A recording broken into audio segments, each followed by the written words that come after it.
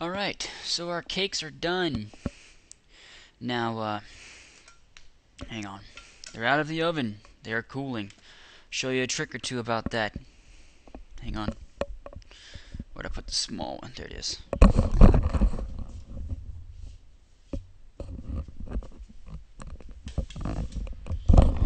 First of all, when you are checking to see if your cake is done, what you'll do is you'll take a toothpick, you'll stick it through the center at the top, you'll pull it out. If it comes out clean, the cake is done. If it doesn't, then you gotta let it cook for a little longer. So you'll notice this is on a pizza dish. The reason why I did this is very simple.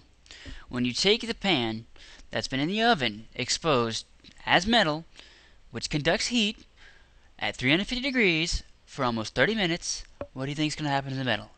It's going to be hot. That's why you got to grab it with a pot holder. Here's where the trick comes in. You take a pizza dish, you take a spatula, you poke the sides out, wrap it around the outside, you dig under it a little bit, you take it, you flip it. What it does is it puts the cake pretty much on the pizza dish. Now the trick to that is that the heat from the pan that's hot is going to keep the cake hotter. It's going to keep the cake hot longer. If you put it on the cold pizza dish, it's not going to have the pot to keep hot, so it's going to get cold faster.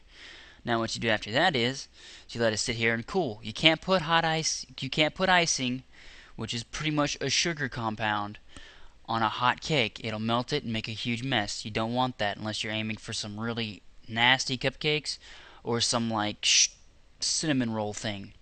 Then you have a pretty good thing there. But luckily, I did forget my butter and flour, but I have Teflon pots, so they're no stick. Which I'll show you what that means. If you have a Teflon no stick pan, this is the dirtiest one. You see that? I haven't cleaned these. This is with the cake straight out of it going straight into the sink. It's got one slight spot. What's this? Oh look, it's almost perfectly clean now. Now I just gotta wash it with some detergent, let it soak a little bit, put it in. Now, you notice that we have a cake. Well, you'll notice that your cake, it's not perfectly flat on the top. So what do? Well, when you flip it over, it creates an indentation. It takes the top part, since it's flat, physics works with you and pushes that towards the top. Now what it does is it levels out in about the middle, so yes, the top does have a slight hill to it, but it's not too bad. A way you can counteract that is you can take two, and as in having four total, this many, that many, total pots for the same size inch pan. You take them, you put them both in the oven while they're preheating. When it's done preheating, those two pans will be the same heat. They'll be the same temperature. You take that after you put the batter in it, you pretty much put them on top, or you can buy the ones that are perfectly round. The only place for it to go is up. Then after that, before you mix the batter in, you smooth it out perfectly and it comes out flat. It's really nice. You can do it either way. So after you've done this, you got your cake. We're letting it cool. I'm touching it. It's not quite cool enough for icing, but it's cool enough to touch. So we need to wait a few more minutes. Got my other one over here on my large pizza dish.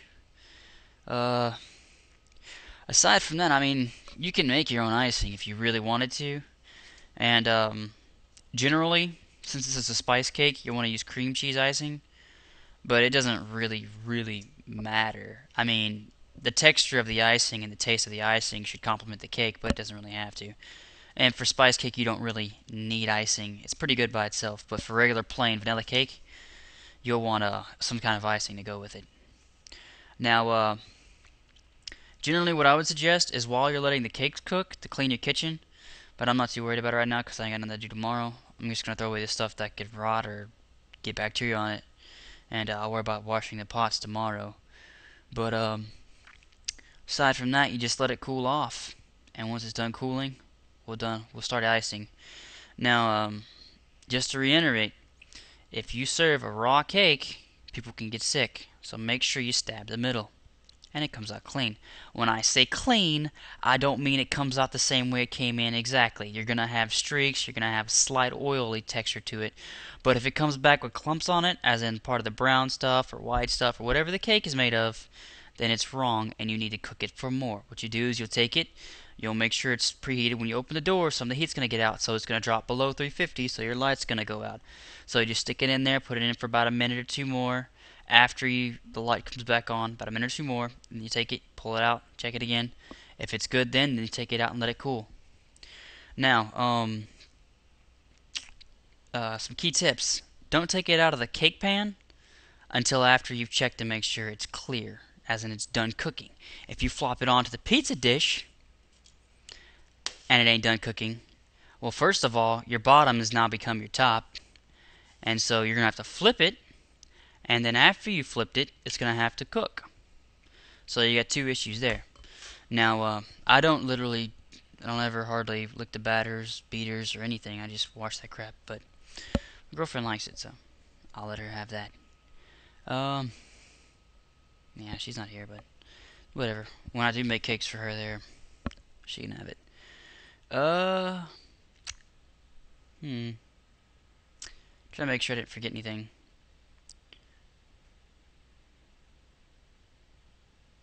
No, that's just about it. I mean, a cake it ain't too complicated.